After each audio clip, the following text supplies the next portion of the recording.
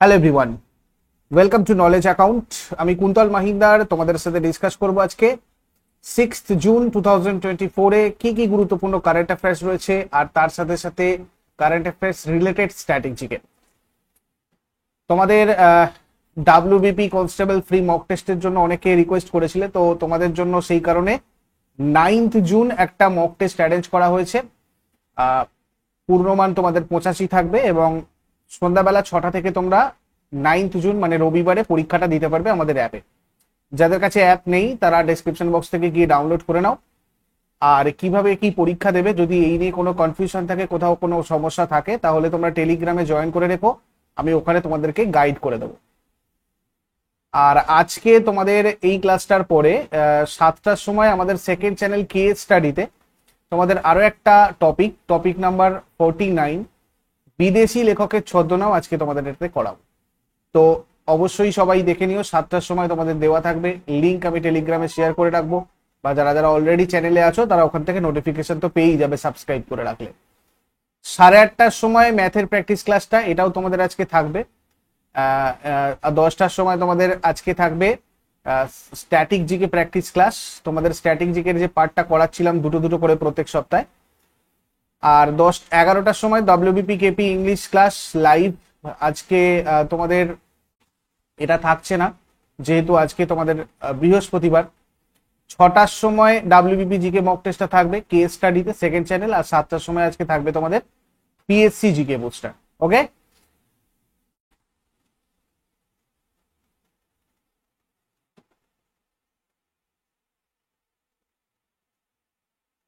চলো দেখা যাক আজকে ফার্স্ট কোশ্চেন কি আছে। কোন দেশ লিঙ্গোস্যাট লিগনোস্যাট নামের বিশ্বের প্রথম কাঠের তৈরি স্যাটেলাইট লঞ্চ করেছে?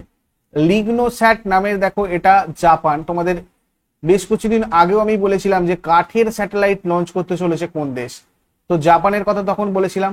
তো ফাইনালি সেটা লঞ্চ হয়ে গেল এবং নাম দেওয়া হয়েছে লিগনোস্যাট।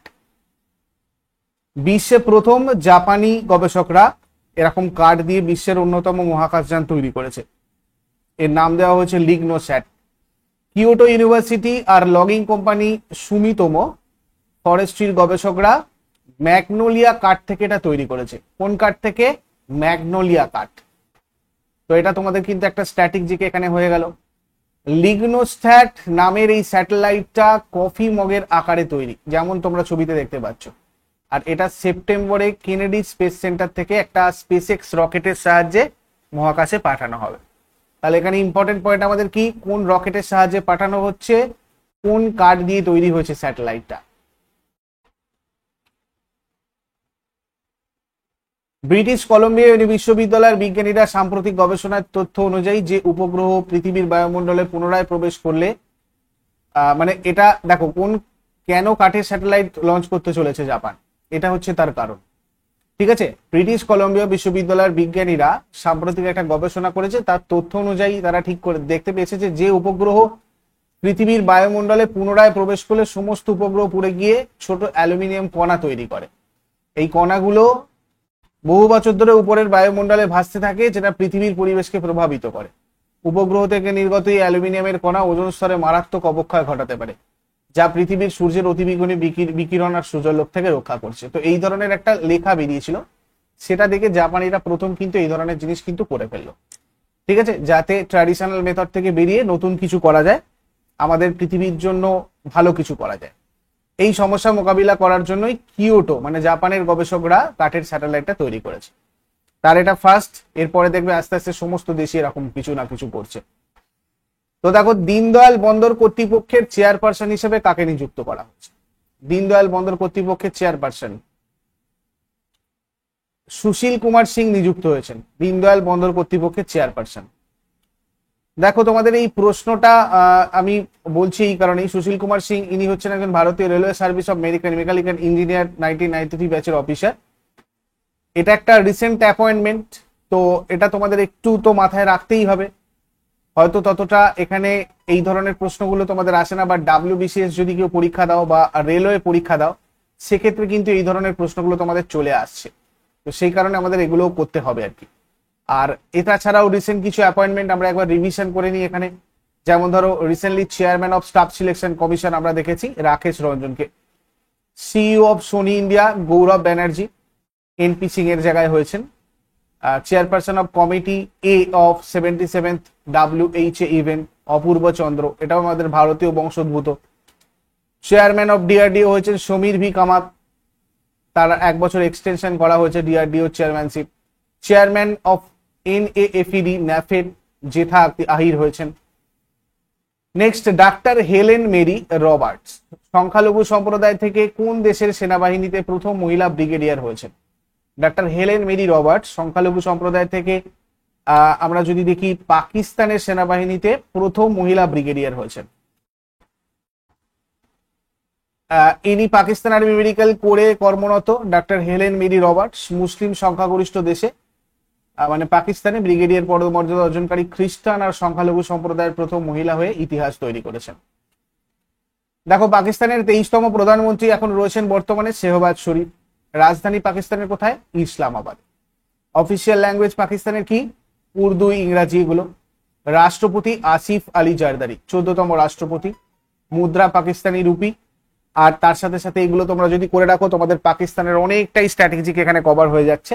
জাতীয় খেলা পাকিস্তানের হকি, সর্বোচ্চ শিখর K2, দীর্ঘতম নদী ইন্দাস রিভার, সংসদ এখানকার পার্লামেন্টকে বলা হয় ন্যাশনাল অ্যাসেম্বলি, ন্যাশনাল অ্যান্থেম হচ্ছে কোয়ামি তারানা। তারপরে সম্প্রতি কোন রাজ্যে নীল পিঁপড়ার একটা নতুন প্রজাতির সন্ধান পাওয়া গেছে? নীল পিঁপড়ের একটা নতুন প্রজাতির সন্ধান পাওয়া গেছে, এটা অরুণাচল প্রদেশে। WBCS এ তোমাদের কিন্তু এনভায়রনমেন্ট কারেন্ট অ্যাফেয়ার্স থেকে এই প্রশ্ন আসে। যারা যারা WBCS প্রস্তুতি নিচ্ছে এই ধরনের প্রশ্নগুলোকে ফোকাস করবে। অরুণাচল প্রদেশের ইংকু গ্রামে একটি অত্যাশ্চর্য নীল রঙের পিঁপড়ার সন্ধান পাওয়া গেছে। এই নতুন প্রজাতিটা বিরল একটা প্রজাতি, পারা পারা চাইনা এর অন্তর্গত এবং এর নামকরণ করা হয়েছে তোমার পারা পারা ত্রিচাইনা নীলা। ঠিক আছে, এই হচ্ছে সেই অত্যাশ্চর্য নীল রঙের পিঁপড়ে। নেক্সট, কোন দেশের সরকার PhD স্টুডেন্টদের জন্য বিম রেন ইনিশিয়েটিভ লঞ্চ করেছে?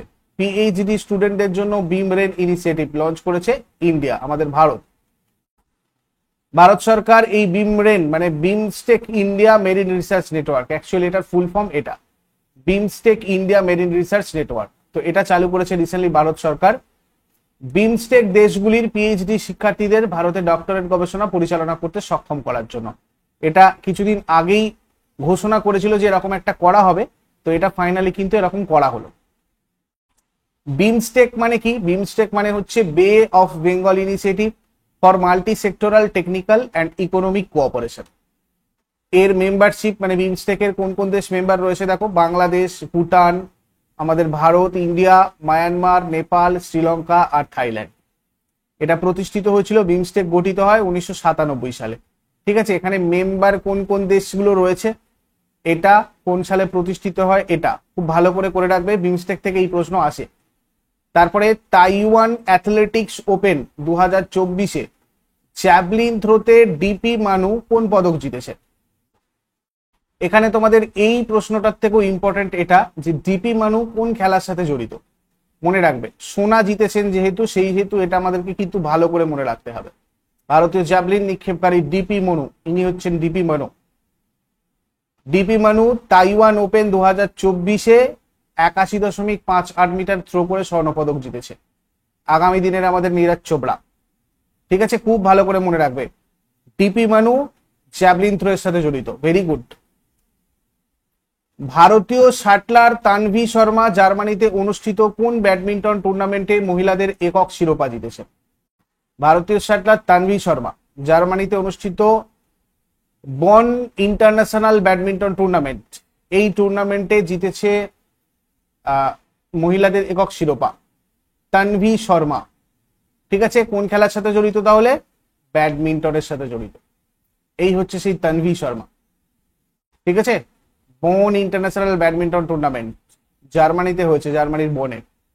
মহিলার একক শিরোপা জিতেছে ওমেন সিঙ্গেল, ইনি তরুণ ভারতীয় শাটলার, তাইওয়ানের ওয়াং পেই ইউকে হারিয়েছেন 21-19 আর 22-20 সেটে। কোন হাইকোর্ট নারী কর্মীদের মাসিক জনিত ছুটি মেনস্ট্রুয়াল লিভ দেবে বলছে? সিকিম হাইকোর্ট এটা দেবে বলছে। সিকিম হাইকোর্ট ভারতের প্রথম হাইকোর্ট, খুব ভালো একটা উদ্যোগ নিয়েছে এই উদ্যোগটা, যেখানে মাসিক ছুটির নীতি চালু করা হচ্ছে। সিকিম হাইকোর্টের চিফ জাস্টিস বর্তমানে রয়েছেন বিশ্বনাথ সমাদ্দার। তারপরে নয়না জেমস, যাকে 2024 সালের জুন মাসে একটি অসাধারণ কৃতিত্ব অর্জনের জন্য সংবাদে দেখা গিয়েছিল। তিনি নিচের কোন খেলার সাথে যুক্ত ছিলেন?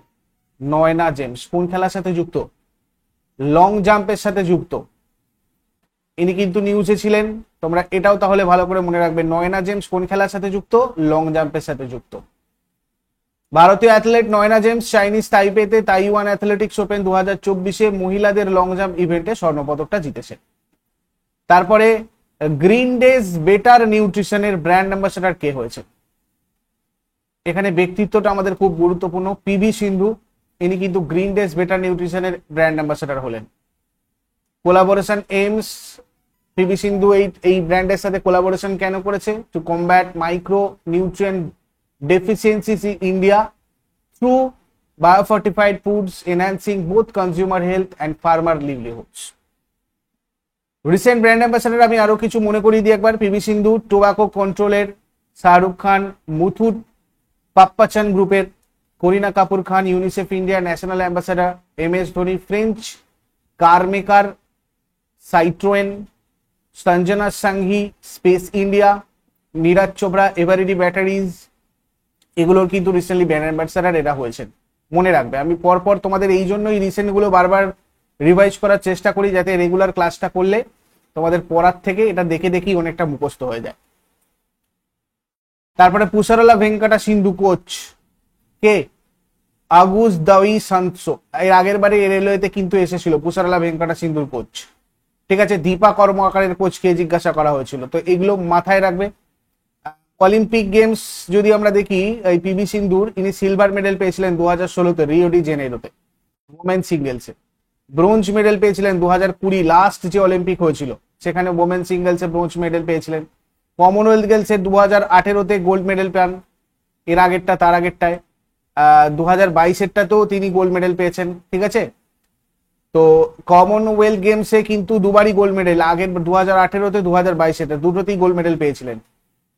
2013-তে অর্জুন অ্যাওয়ার্ড, পদ্মশ্রী 2015-তে পান, আর মেজর ধ্যানচাঁদ 2016-তে পেয়েছিলেন। ইনি তিনটে ক্রীড়া পুরস্কারই তিনি পেয়েছেন। সুতরাং পিভি সিন্ধু রিলেটেড খুব ভালো করে তোমরা করে রাখবে, অনেক কিছু জিনিস এখান থেকে তোমাদের আসার চান্স রয়েছে। আর পদ্মভূষণ পেয়েছিলেন 2020-তে।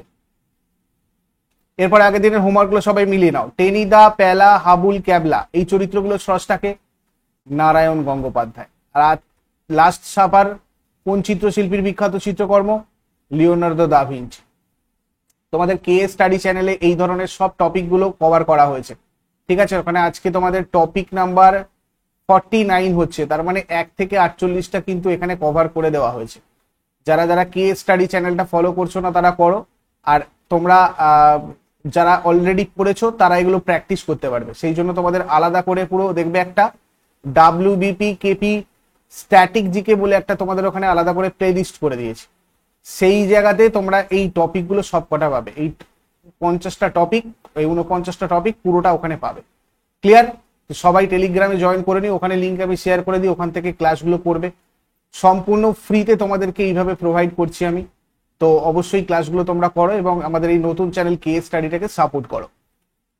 আর আজকে তোমাদের জন্য প্রশ্ন থাকবে, ফ্রান্সের রাজধানী শহর কি, আর দ্বিতীয় বিশ্বযুদ্ধ কোন সালে শেষ হয়?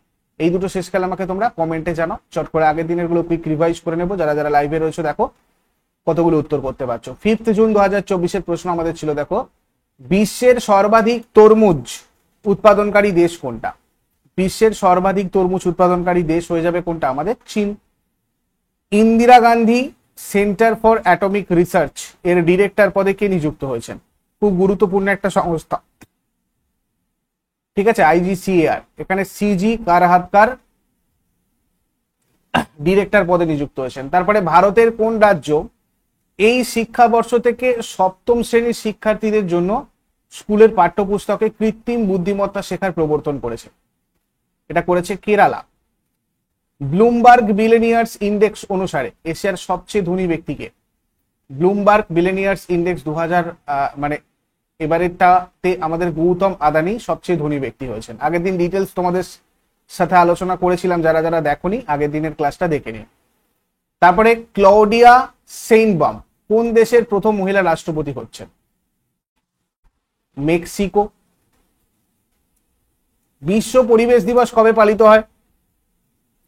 বিশ্ব পরিবেশ দিবস পালন করা হয় 5 জুন। হাল্লা টমাস দত্তির কোন দেশের মহিলা রাষ্ট্রপতি পদে নিযুক্ত হতে চলেছেন?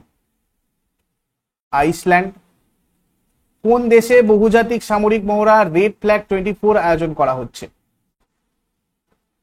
মার্কিন যুক্তরাষ্ট্র।